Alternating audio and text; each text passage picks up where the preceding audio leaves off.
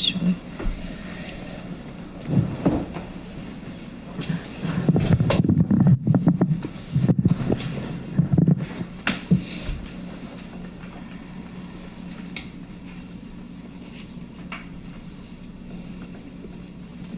Om Sahana Vavatu Sahanau Bhunaktu Saha Viryam Karavavahai Tejasvinnavadhitamastu ma vidvishavahai. Om Shanti Shanti Shantihi.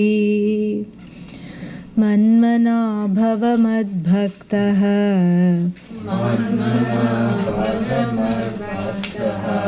madhyaji man namaskuru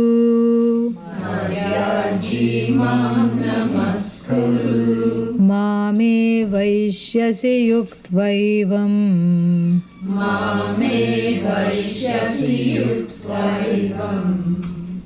Then? What's next? Atmanam matparayanaha.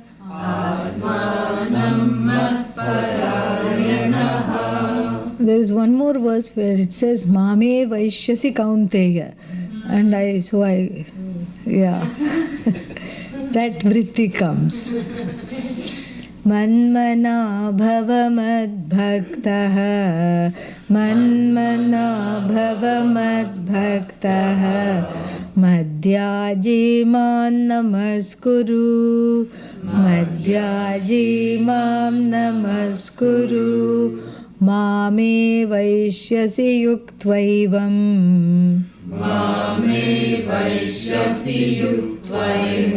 Atmanam matparayanaha.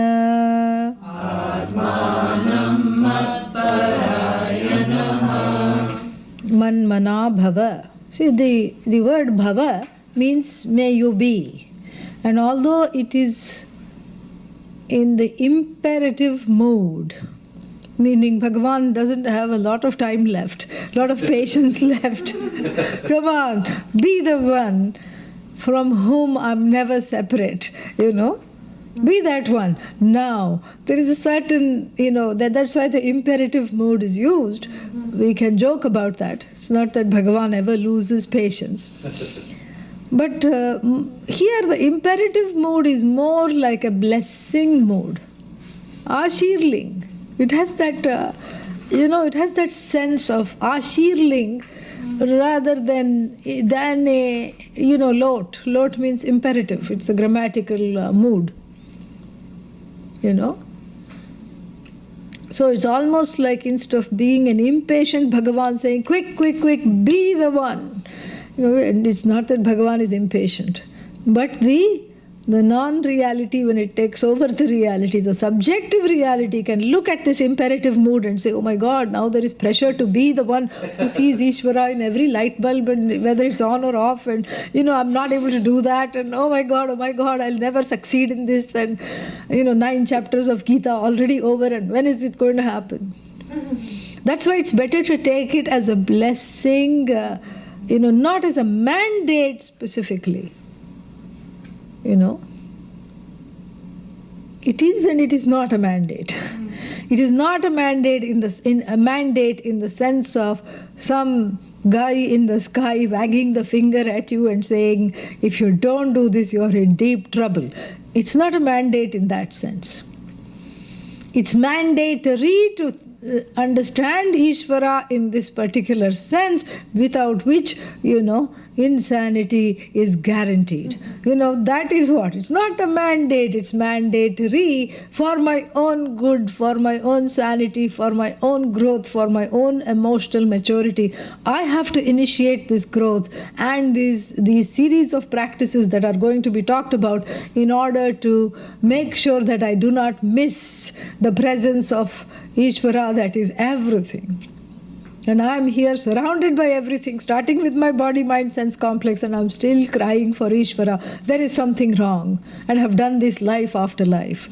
So when I say something is mandatory, that means I am considering it mandatory for my own good. When we say something is a mandate, then you get all these, nightmares of religions past, where the indoctrination has taken place. So you see the difference. Yeah. And then we can also see it as a blessing. May you be the one, may you grow in this life itself by the end of the other 9 chapters, because this is a halfway point, literally. Yeah. May you grow to be the one who is never separate from yourself, which is me.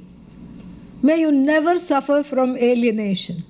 May you never have this feeling of missing my presence. May you always be one with me. You can take it as a blessing, all of it. And it must be taken in both these ways. It's mandatory for me to understand what Ishvara is, because without understanding Ishvara, I cannot be what it's asking me to be. Manmana bhava.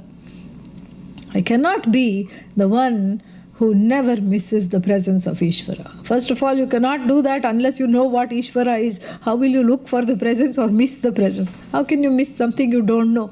Well, the problem here is I partially know it. I know it kind of as myself, but most of the time I'm not aware of it. Therefore, the teaching is needed. Therefore, manmana bhava, it's mandatory to do this, but it's not a mandate. It's more of a blessing from Bhagavan to Arjuna, and because we are studying it for everyone, it's a blessing. May you become one for whom I'm never separate. May you be that. Become means grow into that person. So for this, it's important to know what is Ishvara. That's why we spent, all these classes, because otherwise imagine if we had launched into this verse, Manmana bhava. Yeah.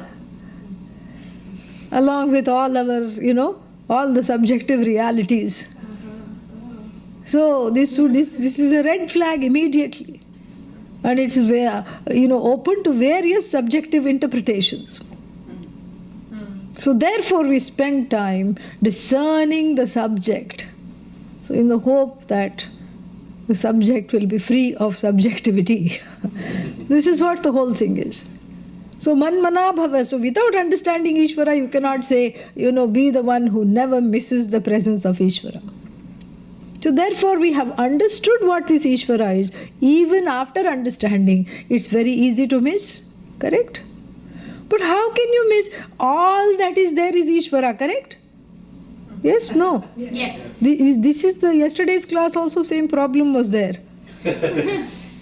Huh? Today no yoga, so we can't blame that. So, yes or no, please show some signs of life. Yeah. So therefore, we have to see that if all that is there is Ishvara, how can I miss Ishvara? What is the factor that causes me to miss? Very interesting. What is that? Huh? Ignorance is gone. You just now heard about Ishvara. I'm talking now. Even now one misses. Yeah.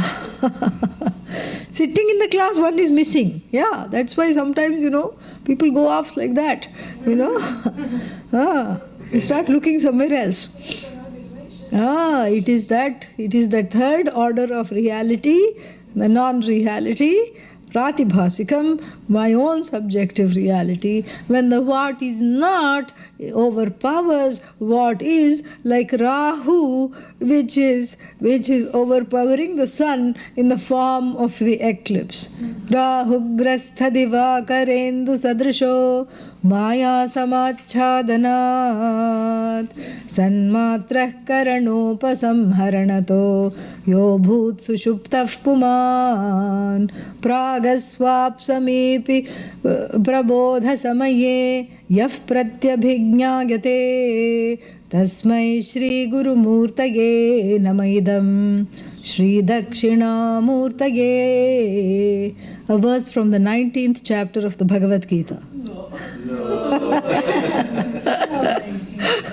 There is no 19th chapter. So, yeah. Rahugrastha Divakarendu Sadrisho, like even the brilliant sun, which is obliging us today, caught hold by this eclipsing shadow. And we have a shadow. We have a name for the shadow. When the shadow comes from the bottom, we say Rahu, and when it comes from the top, we say Ketu. Yeah. So Rahu is more commonly manifesting. So this Rahu is coming, and eclipsing the disk of this brilliant sun like Atma. The Rahu is my own shadow. That is why this Lakshanamurti Stotra is so wonderful.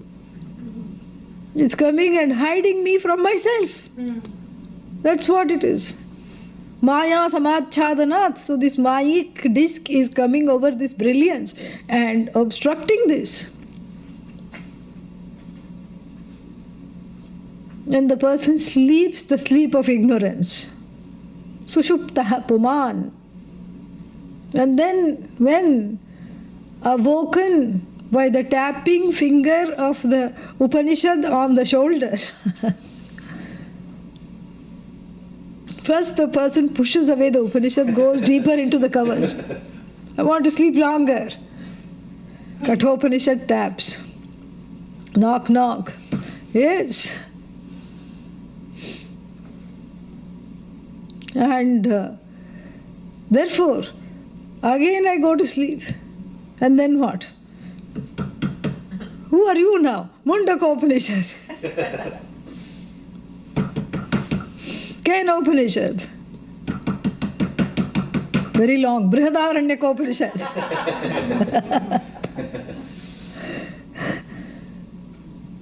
So the person finally awakes and understands that this shadow, you have to let go of this shadow. In fact, the shadow has no existence other than the light, because the light itself casts the shadow. Right? So that shadow is just a byproduct of ignorance, eclipsing my vision of Ishvara Drishti, Yadidam kincha asti sarvam Ishvarena achaditam. All that is here, whatever is here, is pervaded by Ishvara. So it's impossible to miss Ishvara. And therefore this advice, manmana bhava, becomes redundant, because how can you miss something that is everywhere all the time? The shadow.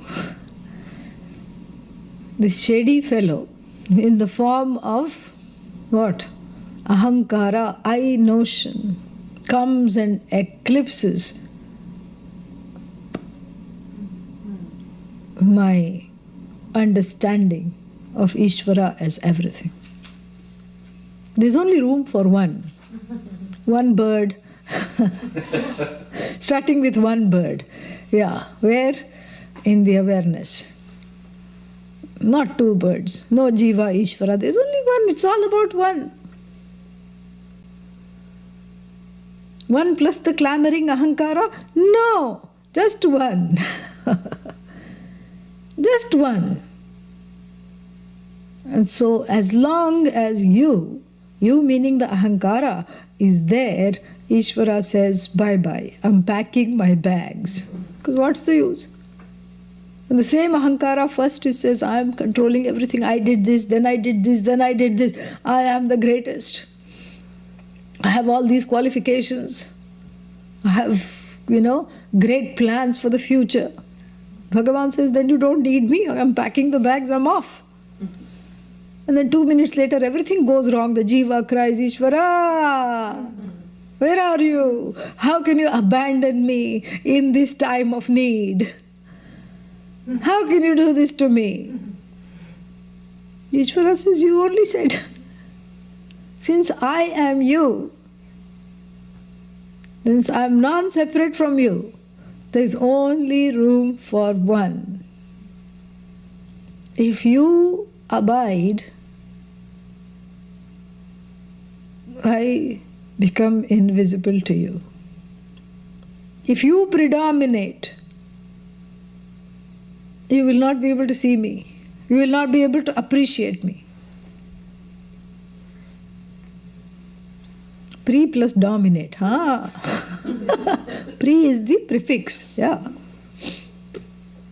Prakarshena dominates.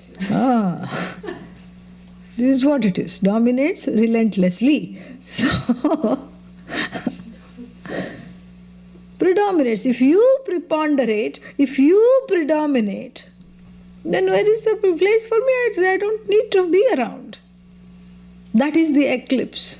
Oh, I am the eclipse? Yes. Oh, I thought I was Satchidananda, now I am eclipse? No. Well, I told you what I mean by you. The shadow. The shadow self, when it is given food and drink, gets fat. Yeah.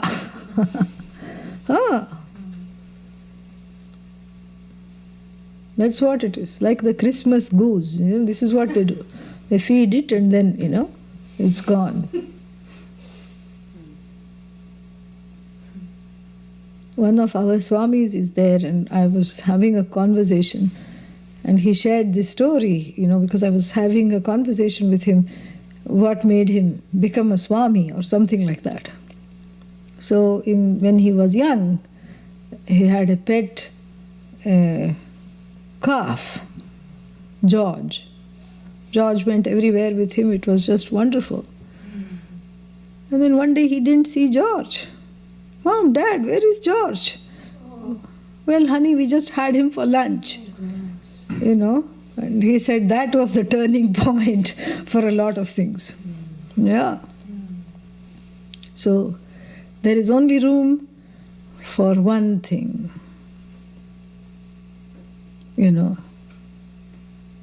When there is more of me, there is less of Ishvara to look around and look at, to connect with, to become one with. So therefore the prayer is, let there be less of me in me and more of Ishvara in me. Less of me means less cacophony. More of Ishvara means more harmony inside myself, so that when I approach the world, I can see the patterns, the orders, the psychological order. That's why I don't get offended when someone says something. If I get offended, that means the shadow has prevailed. If I get upset, if I get reactive, the shadow has prevailed. Shadow 1, Ishvara 0. Yeah. This is what the whole thing. The shadow has prevailed in this boxing match. And the more one nurtures this shadow, it gets fat and it, prevails in more frequently in more and more situations. And it just takes over. One gets to the place where even Vedanta, taught by Lord Brahmaji, Mundakopanishad, will not work. Because the preparation is not there. And the preparation is this delinking my reality from this shadow. Not nurturing the shadow and, oh, you're in the rain, please come in. Oh, let me give you a towel to dry you off. Come by the fire, sit by the fire. Here are 2 cups of tea. The big one is for you, the small one is for me. Tell me, how was your day? The shadow says, wet, clammy, full of complaints. Yes, I know. And then what? Identification with the shadow. Oh. Another day you try to talk to the shadow, full of grudges. 3rd day, fully disgruntled. 4th day, completely upset over this, that or the other. 5th day, angry. This is the shadow. And the more it comes out and plays, it plays havoc on my connection to Ishvara. Manmana bhava. Either you or me, the rules of engagement are simple because there is only me.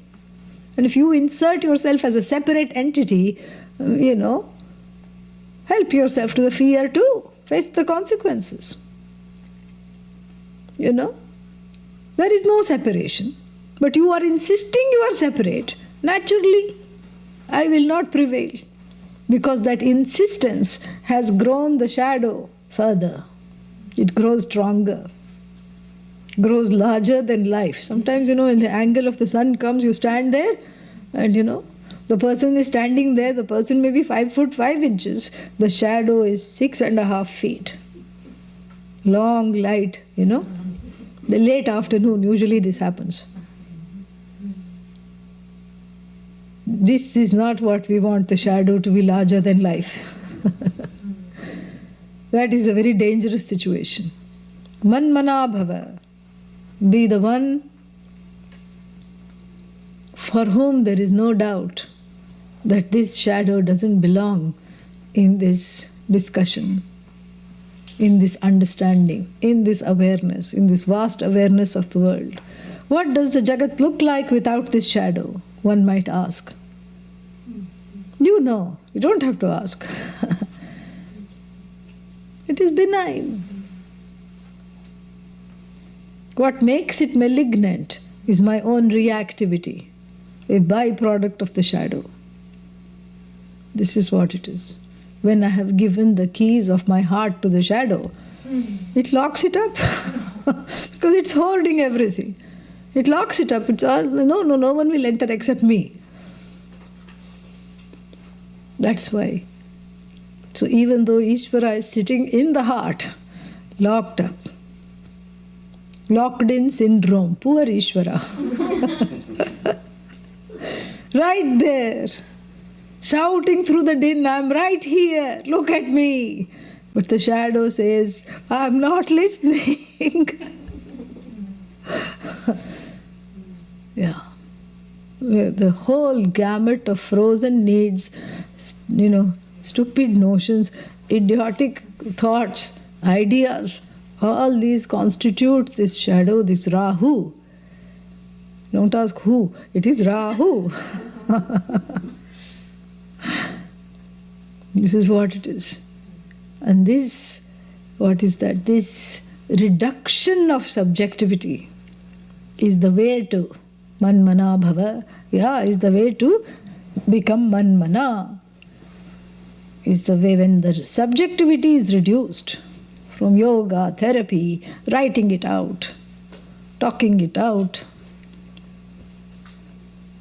making a commitment to not enact it. And usually the commitment is made along with, other people, so that there is some witness to the commitment. The commitment has to become a social fact. Then there's less of a chance that it will be broken. If it's a private commitment, Manmana bhava. See everything as myself alone. That means what? In all situations, do not miss my presence. Situations that you deem inimical also contains me alone, is nothing other than me. If one, needs to help oneself, one can say this situation has been sent by Ishvara. Later on, one can say, nay, this situation is Ishvara. Because what is Ishvara? Right now, what am I staring at? Disappointment, failure and sorrow. Ishvara. Not outside of Ishvara. Oh, Ishvara is sad? I didn't say Ishvara is sad. Sorrow is part of the psychological order that's not outside of the bounds of what constitutes Ishvara, because nothing is outside of Ishvara. So you mean I have to take it lying down? You're lying down anyway? Out of disappointment, you went to lie down. No, I think I should, this is not a good teaching, because what about proactivity? What about doing things in life? What about change? What about social change? Keep the change. Yeah.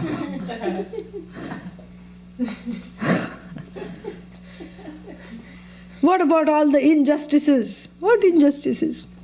No, all over there. I thought we were talking about you. Well, yeah, that too. That too. What about my injustice? Yes, let's talk about me. What about all the injustices that have been heaped upon me? Not just now, but lifetime after lifetime after lifetime. All these injustices. I want to change things. I want to change, I want to be proactive. I don't want to sit by and wait for Ishvara to come and say, this is Ishvara, everything is Ishvara. This is, promoting rank passivity. I want to be active. Go ahead. Yeah, but I can't change the situation. Okay, come back. We're not talking of that which cannot be changed. And we're not talking about what cannot be cured. What's that? Must be endured. We're not talking of endurance. If you can change it, change it. No, but I can't change it. Okay, then what are you going to do? I can complain, I can grumble, I can fumble, mumble. I can be very inimical to everybody. I can become a societal rebel. I can make everyone's lives hell by my behavior. You choose that? Yes, I'm going to choose that. And that is the definition of a true loser, because one is the loser if one chooses that. So all these are wrong choices because of two reasons. Because of the fact that they are inimical to me. I'm not hurting someone by being angry against them. My own blood pressure, starts to climb up. I'm not hurting someone by holding a grudge. My own health it affects. I'm not hurting someone by, not talking to them. My own stress level is increased as a result of these activities because everything is connected, everything is one. So you cannot operate on someone else thinking that there will be no consequences on you. Karmically, psychologically, spiritually, in no way, it's not possible. So therefore I learned to accept what cannot be changed. It's not about endure. Endure means there is an apathy. Accept, there is a proactivity. Here is the proactivity. Here is the growth. That I learned to gracefully accept what is. And it becomes easier if what is seen as Ishvara, is understood as Ishvara. That is where the grace comes in. That is what is graceful. That is what leads to growth. Manmana bhava. Very beautiful. Wherever there is harmony, wherever there is what? A sense of orchestration and intelligence, knowledge, that is all the places where I am. Manmana bhava. So that's the first reason why, it's a problem. And the second reason why this, this has to be encouraged, the acceptance has to be encouraged, is because if it's not encouraged, there is a problem of going against dharma. And what is dharma? Ishvara. Dharma is Ishvara.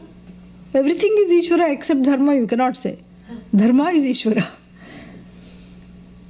Dharma is not a mandate of God. Just like this verse, it's a manifestation of Bhagavan for us. Not someone sitting and saying, do this, do that, or else. There is no or else. Dharma is Ishvara because it is the flow that we were talking about, that elusive flow to which I referred in the first class itself. There is a cosmic flow. That's what we mean by the orders. The various orders are how things are flowing right now. It may not be my time, so I sit back and wait till the tide can come and I can sail. It may never be my time. Therefore I drop the desire that it should be my time. I let that go. I enjoy someone else's time. Nice. Yeah. So this is the growth of sparing oneself of repeated disappointments. Feeling like a wet rag all the time because surrounded by that shadow. This is the shadow surgery given in the Dakshinamurti Stotram, where the shadow is surgically removed. Doesn't need anesthesia. Because the shadow is really a non-entity. You cut it out. Oh, but I can't cut it out. Whenever I stand in the sun, it is there. You cut it out here. Cognitively cut out the shadow. You tell it every morning, you keep quiet. You are just the shadow. And the nice thing is the shadow doesn't like Ishvara. So the shadow stays far away from Ishvara. And if you are always aware of the presence of Ishvara in everything and are growing to be an accepting person, a dharmic person, a very important manifestation of Bhagavan, the shadow says, I don't have time for this, I'm getting a headache. I'm going far away. Shadow doesn't like this. Shadow doesn't like oneness. Shadow thrives on separation. Shadow thrives on fear-mongering. Shadow thrives on dampening every thought with its, clammy presence, converting everything into sorrow. That is what the shadow thrives on. Opposite of Ishvara is the shadow, a non-entity. See, there are two kinds of things. One is I see it because it is there. Like the transactional reality. It is there. You cannot say it is not there. Of course, you cannot affirm that it is absolutely there. That's a different discussion. We've already had that. But you cannot negate it either. It is there. It has a certain existence in its time. But what about this shadow? It is non-existent. Here is where you can say anritam, non-existent. Rising, it's made out of the bubbles of the unconscious. And all you need is one pin. Just one. Finished. That's what it is. So don't allow the shadow to prevail. May you never be the person who allows the shadow to prevail over your enjoyment of yourself as me. Manmana bhava. Very nice. Mad bhaktaha bhava. Next one. This is again a storehouse of different interpretations. The Vaishnavites will say here, see, Bhagavan is saying, only worship me, don't worship other gods. What other gods? Krishna is also name and form, correct? That's what it is. It's not about worshipping a name and form. Mad bhakto bhava. May you be one who is devoted to me. What is this devotion? We talked about the various kinds of devotion. Devotees, rather. Who are they? Who is number one? Despot devotee, deal-making devotee. So, should I become like that? No, not those two. Be the third kind of devotee. Who is that? The one who says, I don't know who you are. I want to know who you are. I want to know how come I'm here. What is my connection to you? I want to know the source that is you. The Jignasu devotee. And here devotion is not an action, even of surrendering, because that will come later. Here devotion is an attitude with which I lead my life. I lead the rest of my life. And here the devotion is my primal identity.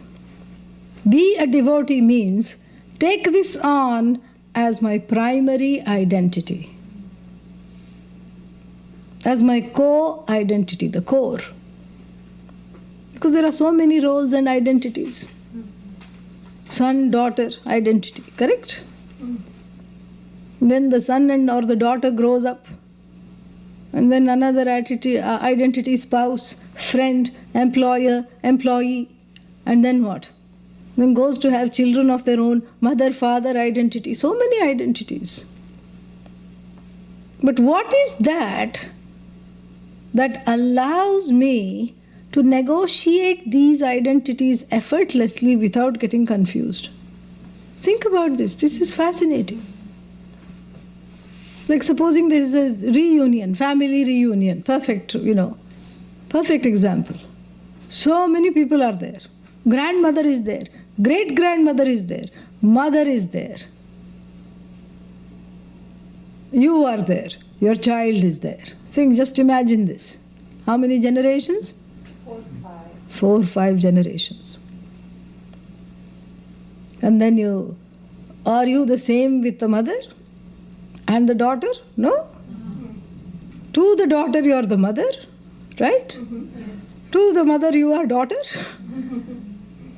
or son, whatever it is.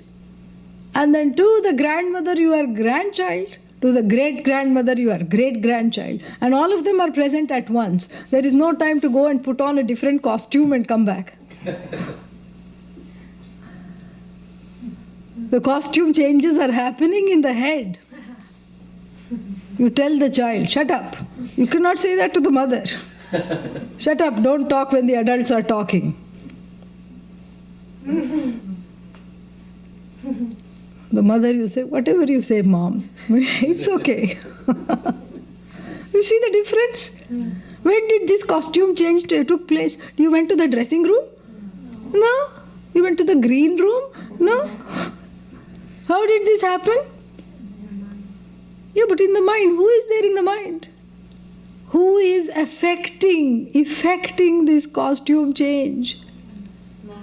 Who is that? What is that force? What is that presence that's allowing me? What is that identity that's allowing me to take on these various identities effortlessly?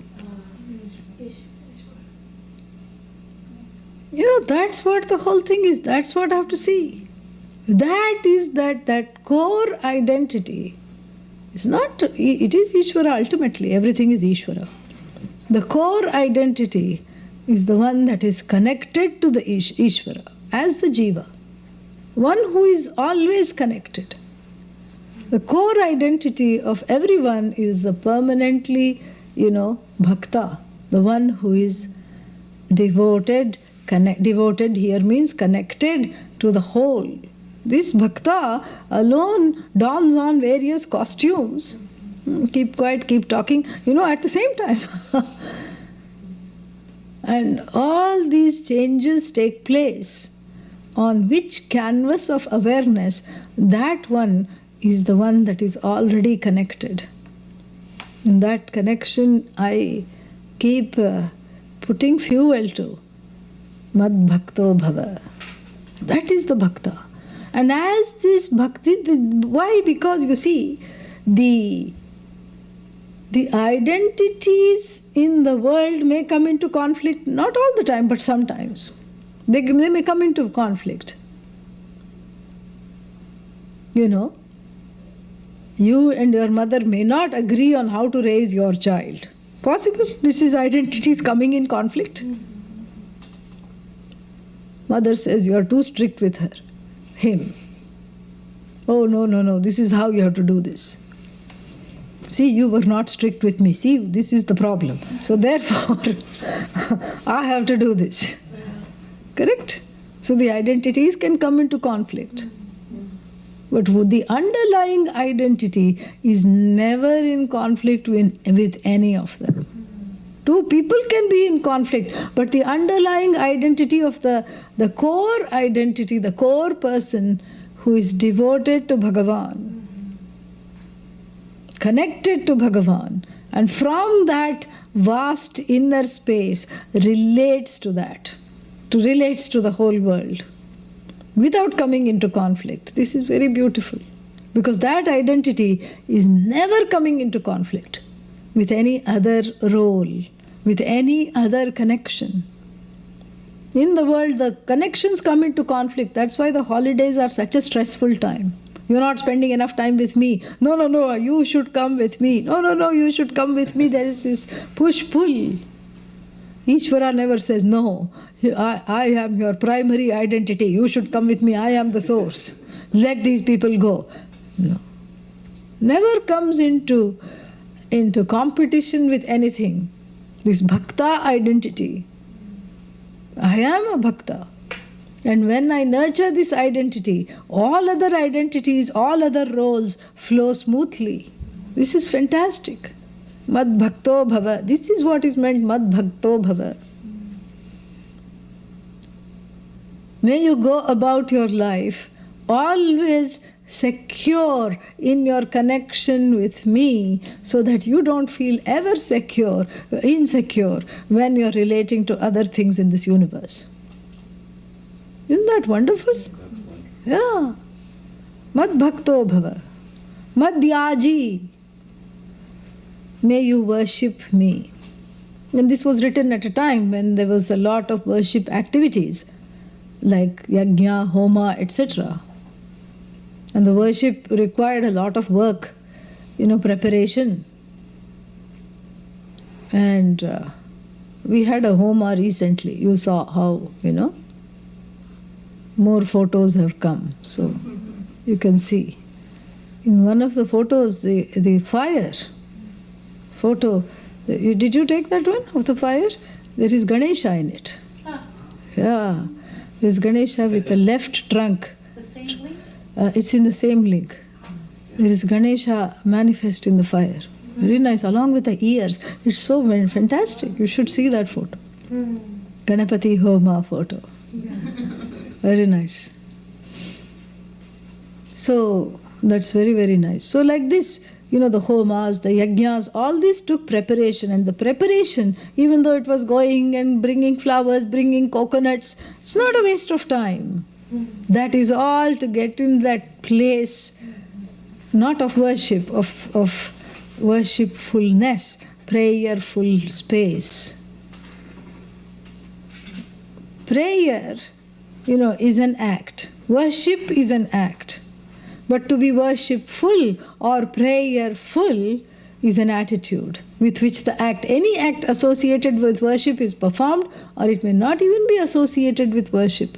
See the whole universe as an opportunity for my worship. Whatever you do, make it into a worshipful act. Madhyaji. Whatever you do.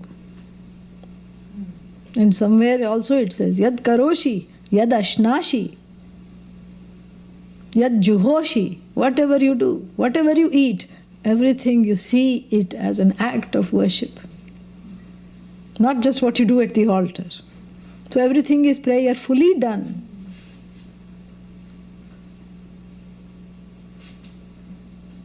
Mam namaskuru. Mam namaskuru. Namaskar. Surrender. May you surrender unto me. What else is there to surrender to? First of all, who is surrendering? Ishvara. Surrendering to what? Ishvara. That which is bending, Ishvara. That which refuses to bend, Ishvara.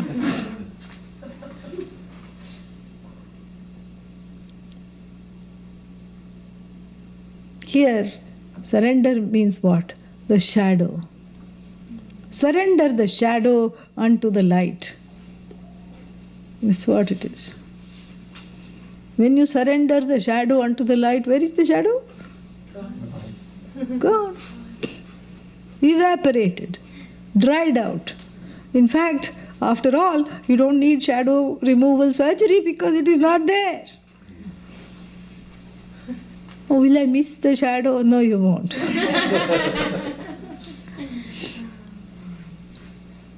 That's what it is. So you see here, there is a certain nice progression. From awareness to action, it goes. Manmana bhava, awareness. Mad bhaktaha, also a certain awareness, but in specific situations. Bhakta in action. Madhyaji, worship me since I am everything. Whatever you do is an act of worship.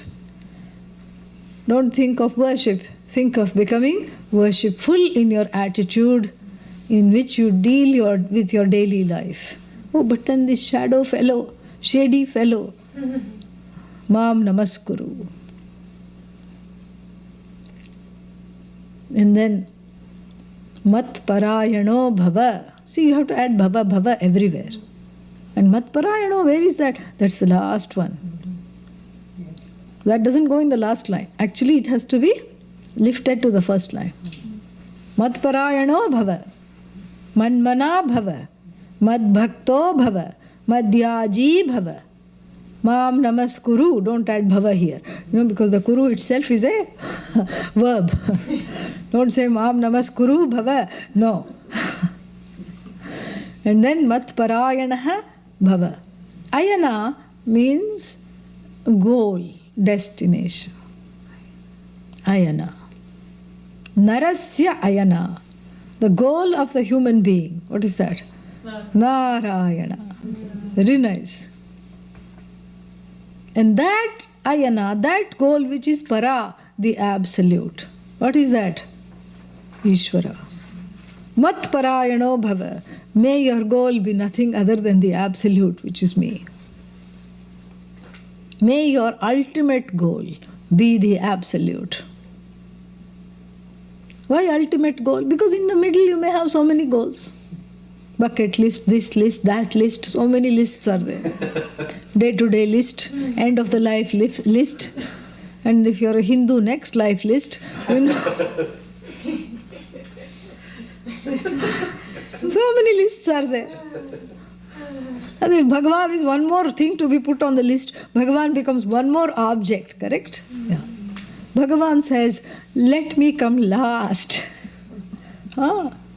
That's why all the pursuits, what comes last? Of all the four pursuits. Moksha. Yeah. Dharma. Come on, show some signs of life, yeah. Dharma, moksha, correct? No. Dharma, artha, kama, moksha. Moksha comes last. Why? Because Bhagavan knows if it had come first, nobody would do anything towards it. Because the shadow has made a list. From last life, this list is continuing. Last several lives, may I add.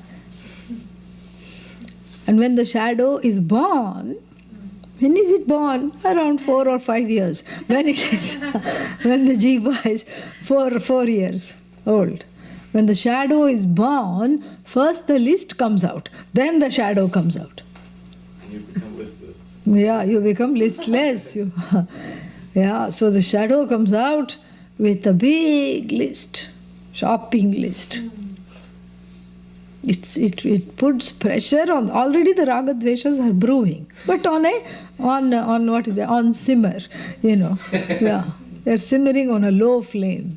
The shadow turns the flame up. Look how bold it is, and stirs up the raga dveshas. Add some masala, garam masala to them, and so the raga dveshas turn spicy hot. And cannot start bubbling from the pan and wanting to come out. And the shadow says, my work is done. And then the ahankara, which identifies with the shadow and the raga dveshas, says, oh, this one is bubbling out. I have to do something. I have to, satiate them.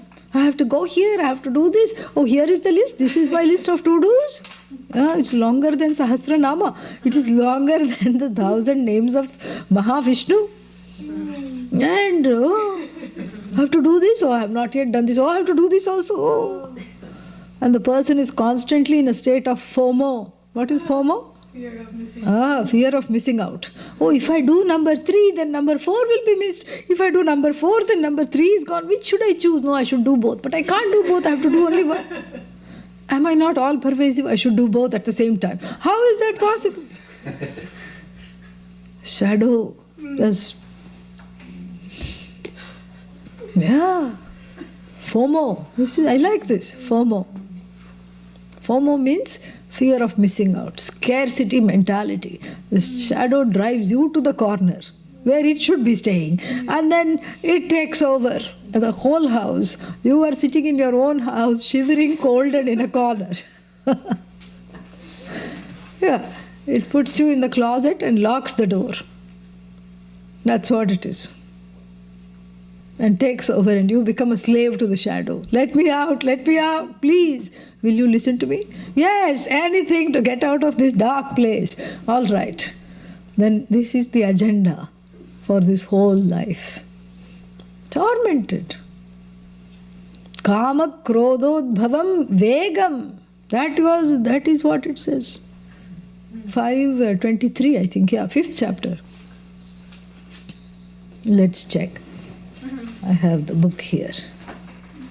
Shaknoti yaha ihaiva sodhum prak sharira vimokshanat kama krodhodbhavam vegam. Yeah, kama krodhodbhavam vegam sa yuktaha sa sukhi naraha. Shaknoti, the one who is capable of right here, right now. What? Sodhum, mastering, overpowering. What?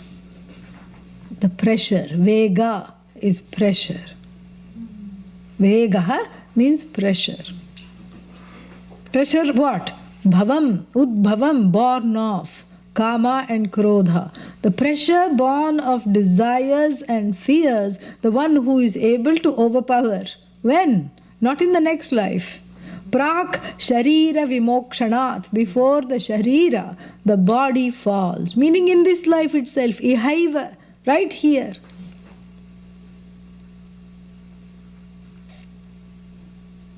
Sa sukhi naraha. Sa yuktaha. That is the person who is, yuktaha means who is spiritually and emotionally mature. Yuktaha, the one who is together as a person. Yukta yuj, to join. Yuktaha, the one who is joined with Ishvara as oneself. The one who is joined with the cosmic whole. The one who is joined the flow. Is no longer disrupting the flow. So you see this bubbling pot of ragadveshas, turned up on high by the shadow, has taken over the whole life. The shadow is a trickster. It is, it's like that like those comic characters which puts a big bomb in the middle of the room and goes in the back and just is waiting for it to burst and to create this big thing. Very naughty shadow. Yeah. Wily shadow. Wily shadow. Actually, all those things backfire on this. Yeah, beep always wins. Yeah. Maybe in its language it is saying om. Who knows?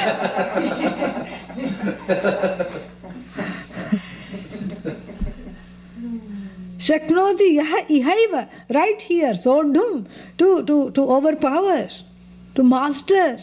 What? Kama krodhodbhavam vegam. The pressure created by the desires and by the anger. Where does anger come from? Thwarted desires. Thwarted, obstructed desires. And so when this person is able to master this pressure, that pressure is what makes one go against Ishvara in the form of dharma. That is that pressure that makes one go against Ishvara, makes one go against dharma. Because dharma is the flow, and it's got something wonderful here. And what is that wonderful thing? That wonderful thing is that dharma is both inside and outside. Other things, you see, psychological order, also inside, outside. You are yourself a manifestation of the psychological order. Your order is not outside of you. That order is not outside of you, but harder to discern. Dharma, very easy to discern. If these bubbling ragadveshas don't take over forcefully. Even a child knows who has never been to Sunday school and taught, do not lie, do not steal. It looks very guilty when you catch the hand in the little paw in that cookie tin. And the mother has said, you cannot have any more. The child is barely 3, it is wanting one more. And the mother comes in the room, it just wants to hide. Why? Because it knows I'm doing something that I'm not supposed to. This is what it is. Dharma is sensed because Ishvara is sensed. Dharma is here. One is wired for dharma. Dharma is, sometimes people call it conscience. Dharma is that which is the voice of Ishvara. So when I closely follow Dharma, I'm very close to Ishvara. I never miss the presence of Ishvara because Dharma is always with me. More Dharma means more Ishvara. More Dharma means less conflict. Less conflict means less shadow. Less conflict means, Ishvara 1, Ragadvesha 0. Yeah. Ishvara has prevailed. In every situation I make Ishvara prevail. And then there is nothing to worry about. So the pressures created by this shadow, which turns up the ante on the ragadveshas, this is what has to be watched out for. Delayed gratification, yes. And you keep delaying, after a while what happens? Goes away. And therefore, Bhagavan says, I don't care if I'm not the first in your life, but certainly make me the last. Make me your ultimate pursuit. Mat parayano bhava. Be the one for whom the ultimate pursuit, aka the only pursuit, is me alone. But how come the ultimate is only? Because by the time the person finally understands, there's no other choices left. That's all it is. Because whatever I have been pursuing is you alone, in so many forms. It's like eating like this.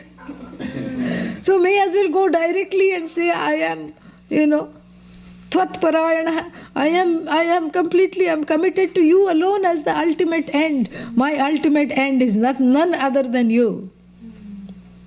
And what is this you? Me. That's what it is. Very beautiful. Manmana bhava. Very alliterative verse. Mad bhakto bhava. Madhyaji bhava, mam namaskuru, mat parayano bhava. Everything mam, mat, it's, there's only me. In fact, there is no room for this you that has sprung up out of fear, this disastrous shadow you. That is what you surrender unto the light, that is me. Equipped thus, evam yuktva. Mam eshyasi, you will get me only. Equip yourself with all these tools that we have discussed. Manmana bhava. Be the one who only, sees me everywhere, is always aware of my presence. Mad bhakto bhava. Strengthen your connection to me as the primal connection because of which you get the strength to negotiate all your relationships. Madhyaji bhava. Make your whole life and all the acts therein worshipful. Mat parayano bhava. Be the one whose ultimate goal is none other than me. Mam namaskuru. Surrender everything that doesn't belong to me alone. So which me is this? Not the one that is confined, that thinks itself to be identified, confined to this body, mind, sense complex. Be the one who is pursuing me alone, ultimately. And then what happens? Mame veshyasi. You will gain me alone. Oh really? What is that? Surprise. Atmanam eshyasi. You will gain you. Atma means me. You think you are gaining me, but what you gain is yourself. Another meaning, the main meaning is this. Another meaning, you can take Atmanam to join Yuktva. Evam Atmanam Yuktva. Having equipped yourself thus, you will gain me alone. But I like this other one better. Having equipped, doesn't matter, of course you're talking to you, the one person only is being addressed here, the student is being addressed by Bhagavan. Having equipped, you will gain me alone, which is nothing but you, nothing but yourself. Shankara takes this explanation. But the other one also grammatically is possible. मन्मना भव मद्भक्तः मद्याजी मां नमस्कुरु मामे वैश्यसि युक्त्वैवम् आत्मानं मत्परायणः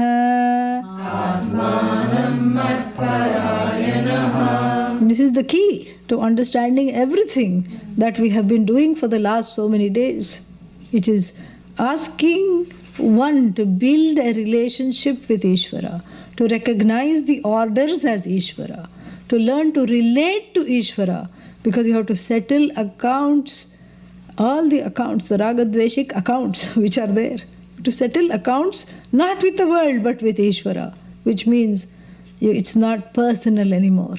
It becomes impersonal. And when you settle accounts, you become a settled person. You settle into moksha. Om Purnamadav Purnamidam Purnat Purnamudachyate Purnasya Purnamadaya Purnamevavashishyate Om Shanti Shanti Shantihi Harihi Om Shri Gurubhyo Namaha Harihi Om. If there are any quick questions that need to be answered, I will take one or two questions. Otherwise, we'll go into feedback. You have a question? Yes, Yeah. We talked about the order and the flow, and that not to go against Ishvara. Yeah. But if Ishvara is everything, how can we go against it? You can't. But the thing is, there is free will, correct? Yeah. And then there are consequences for going against the flow, because you are using your free will. If you're not using your free will, you cannot go against Ishvara, correct? But you're using the free will. You have used the free will to go against the order, which is Ishvara, the order of dharma. And that's a possibility because free will is there. And when you use your free will to go against dharma, there are consequences because you have gone against the flow. Now, if you're asking the question, what made me go against the flow in the first place, then that is like the chicken and the egg. You see? Was there a predilection? Was there was there some kind of a social influence? Was there some karmic thing from last life? Or am I part of Ishvara's karma to cut the purse of someone? And, am I exhausting their karma? Not really, you're not. But the thing is, in the large scheme of things, it becomes like that. You see, that whole plane which was driven into the towers, 911, 2,000, 200, so many people died. And, all at the same time, under the same circumstances, on the same day, terrorized by this person, by this venture. So, was it their karma? Yes, it was their karma, to a certain extent. Otherwise, why is the manner of death and the mode of dying all the same, and the time, etc.? But it was also the abuse of the free will on part of the one who did it. You see, it's both. Yeah. So then Ishvara is that presence which may... See, because even the disturbance in the law is also Ishvara. The disturbance and the disorder is not outside of Ishvara. You're absolutely correct. But on the individual level of, just because disorder is not outside of Ishvara, I don't become a, mafia. Yeah, because on the individual level, I'm accountable. On the level of the one that is identified with the body, mind, sense complex, karma, papa, punya, these are the training wheels. And by the time they come off, there is no papa, there is no punya, there is no dharma, there is no adharma. Why? Because the person is incapable of going against the flow. That's what it is. These are the training wheels. This is the circumstances. There is a script. You have to follow the script. Yeah. Like Shakespeare said, all the world is but a stage. Men and women are actors. Or I think the but comes in the second line. All the world is a stage. Men and women are but actors. That's what it is. You act it out. Sometimes somebody forgets their lines. You have to supply their lines and your lines. You can't just box them, You have to prompt them. Yeah. Because boxing them is not in the plot. Although that's what you want to do. Ah. Yeah, there is already a plot. There is a script. You have to go along. You kind of vaguely know the script. And some of it is taught. And some of it comes along. And some of it you recognize after dashing into a wall thinking it was a door. You recognize and you come back and you nurse the little bump, you know. So that's what it is. You just flounder on this stage.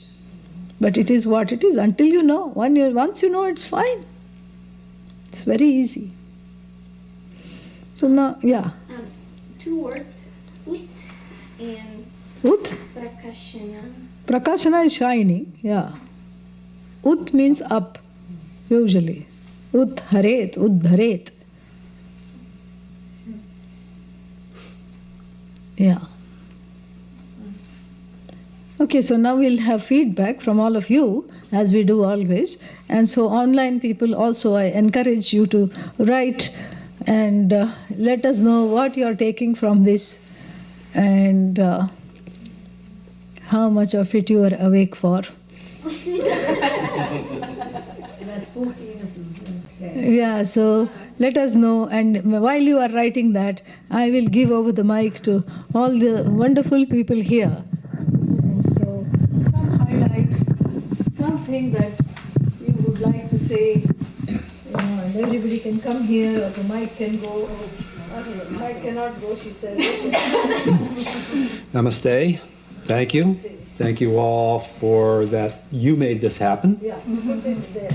I was talking to Janani a little yesterday about my experience in the teaching and how I've observed that Swamini has, over some time, consistently been working on giving us the tools or the understanding, the nete to keep recognizing, oops, that's another layer, there's another wrapper, there's a party, I like recognize, I objectify.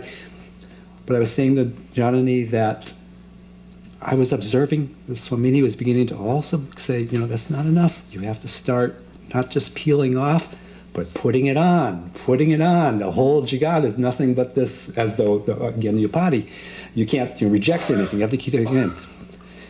Janani said yes. She's observed in the classes that when this point about growing comes, that's when people get tired. I'm very tired today. Yes. There's a lot to assimilate, yes. Definitely. Actually, it's very Tell your similar. name also, so everybody will know. I'm Vivian. Yeah, and tell his name also. Because I'm Ramagiri. I didn't realize. Ramagiri. Just like Ramagiri was saying, I have really struggled with internalizing the idea that I am the whole, because it just seems still removed, that pratimartika idea, that subjectivity, and how to not reject but embrace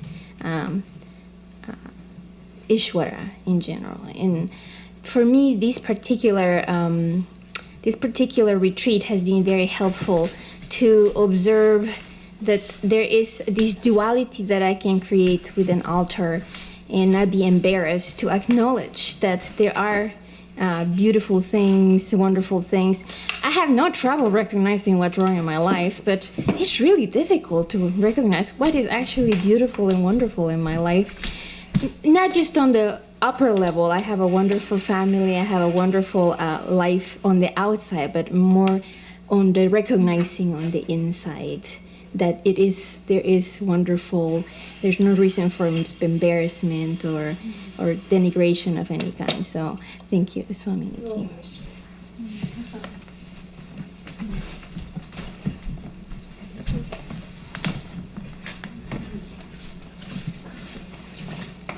Hello.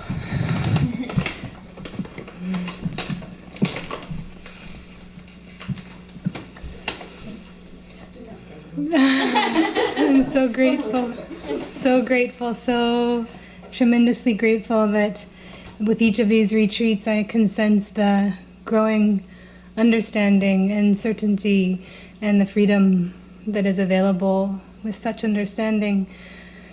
I think for me, one thing that really stands out is the intelligence that is all around us in all the many vast names and forms that take place. But to understand it as an intelligence is so humbling and beautiful. And I also want to make the commitment to fully live as the bhakta that I know I am, and to be able to choose to live in that way with all different actions that come. Thank you. Thank you.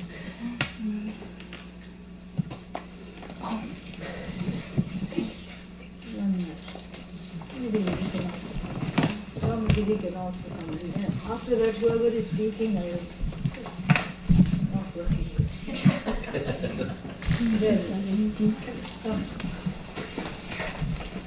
You talk, and I will give him the thing first. That's it.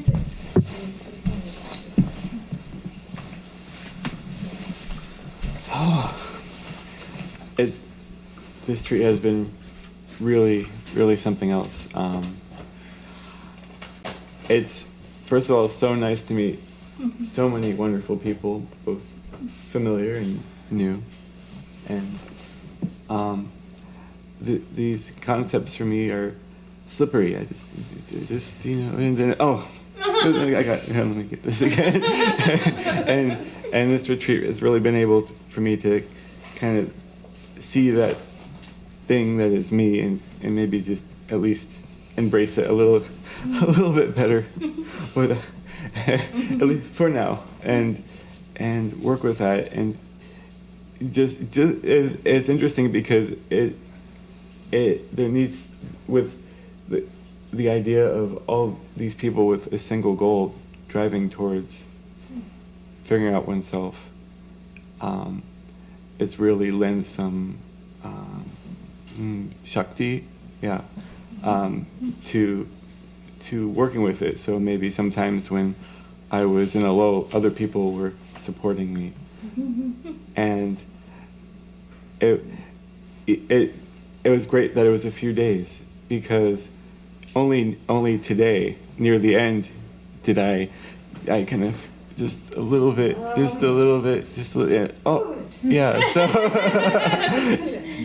so I'm very grateful. Thank you.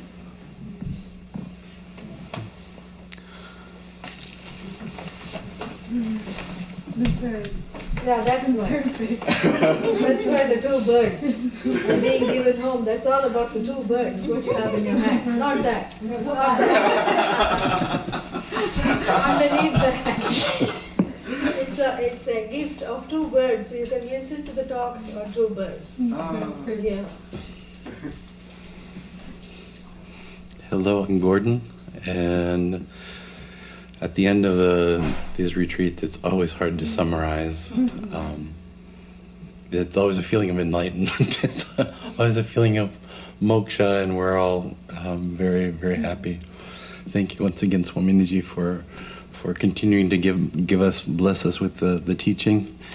And so many things melted away this weekend for me, so it just feels very light, and I feel very liberated from the weight of so much of the idam. Wonderful. Well put.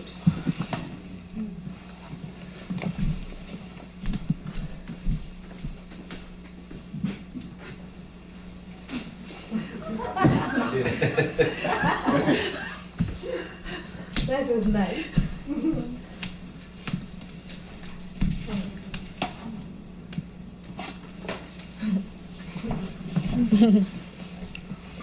Namaste, I'm Harinder.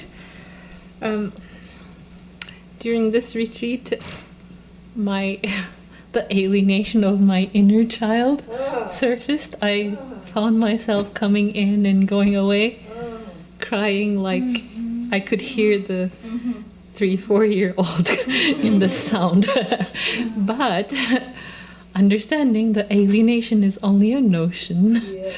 And Alien ocean. Alien ocean. And You were going to say that, right? there's no point in fighting against it. especially using shadowy tools to call the spoof of the shadow. The only way really is to understand through the teaching. In fact, it's already gone. It's gone. Poof. Rahu Grasta. Yes, gone. No more Rahu. No more Rahu.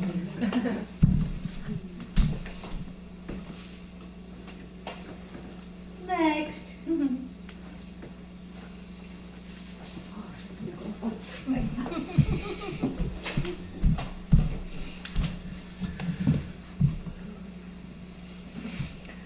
So I'm Janani. I'm the one behind all the computer screens and everything. Behind the screen. And I just want to express my appreciation for the teachers who teach again and again and again, so that the clarity can grow and grow and grow. And this is what our Swamini Ji has done here for us for many years in Eugene. And I hope we continue to support her for many years, because this is a gift that can never be overstated. Thank you so much.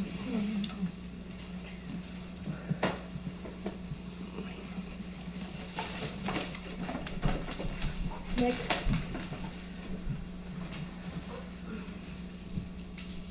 Don't wait to be invited, just come. Please.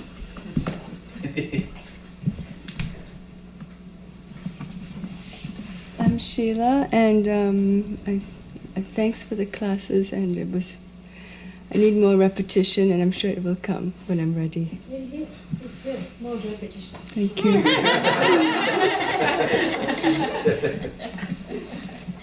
Immediate self-gratification.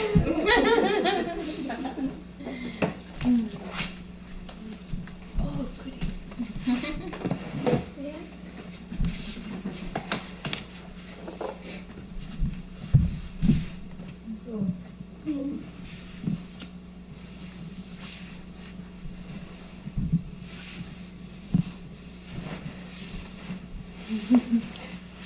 Hi, my name is Samya. Namaste. The thing about this, Swamini Ji, is that always I have come to see that your topic of choice is absolutely perfect in sense of timing. Yeah. I know. Ishvara. That with this teaching, I seem to reach places where I think, oh, this is lovely, everything's so beautiful and clear. And now I've got it. And then, something happens, something comes, and I see, oh, yet another thing to deal with. And Ishvara and my relationship with Ishvara has always been yet another thing to deal with. And I think, oh, now I understand, now I get it. And then, here it is again. So I appreciate so much that we've had this time together this weekend to bring more clarity for me to this issue. And I've said to you before, and that for me, you are the greatest gift. This teaching is also the greatest gift, but that we have come together at this time in my life has been more than words can express. And I thank you so very much. Thank you also. Thank you very much.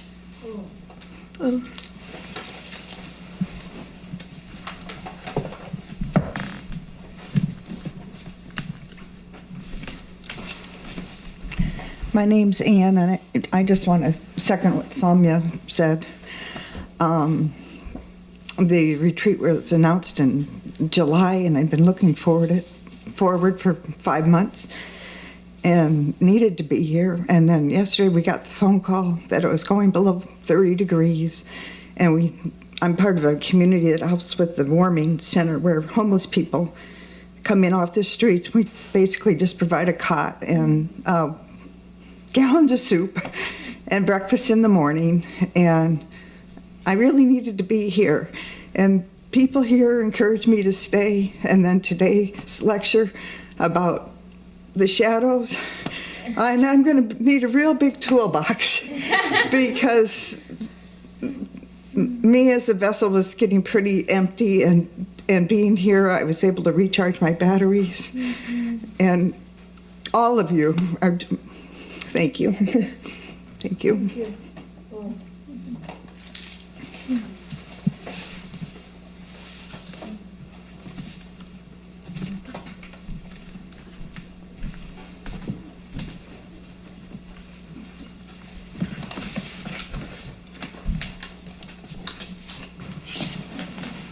Hi, I'm Joan, and I wasn't here enough, only a couple of times, and online when I can be. And I love the fact that you exist, and that this teaching exists, and that this little world here exists. And yesterday, I had a little cat come to my house, and I fell madly in love, and he slept with me last night, and it was the best sleep I'd had in years, maybe. And then this morning when I left, however, I saw a cat carrier next to the house next door. I thought, oops, better go check. So the world is always doing something. Thank you. Would you like another one? Another what? Cat. No, I have two. It was this relationship. It was not need for a cat, but thank you. Online, what do we have? So, you want to use the time to read it out? It will go. Just bring it to you. Okay, so Gavita says, thank you so very much, Swamini Ji. Truly a thankful Thanksgiving. Loved every class, how fabulously unfolded. We'll work on Manmana Bhavanam as much as possible. Om. Ramakrishnan says, thank you, Swamini Ji. Tripti says, thank you, Swamini Ji. Then she was asking to move the camera onto Ramagiri. Vasanti says, thank you from us, Swamini. Jagdisha says, thank you, Swamini Ji. Couldn't come to the retreat, so the retreat came to me. Dottie says, I hear the same things in different ways, and there is an ever-deepening gratitude and an ever-increasing wholeness. Not an ever-increasing wholeness, but an ever-increasing awareness that I am whole. Very nice. I am whole and complete in capital letters. Nandini says, shadow does not like Ishvara. Devotion is the key identity. This helps us negotiate all the identities without confusion. This is mainly what I am taking away from the retreat. Thank you all. That's great. Nandini also says, I agree with Samya. It was very timely for me. Tripti says, I would echo what Samya is saying. The verse and teaching is exactly what I needed. It is the most beautiful, mesmerizing music from Krishna's flute. From Vyasa Pita is Ishvara's voice guiding me. And then Deepti says, thank you, Swamini Ji, from Deepti, Milwaukee. Yes, that's what she spoke, Milwaukee. And Padmini says, thank you, Swamini Ji. It was wonderful teaching as always. And then Deepti, it goes back to the only realization I got is all the problems come due to ego, so diminish that. And I think that's it. Very nice. Yes,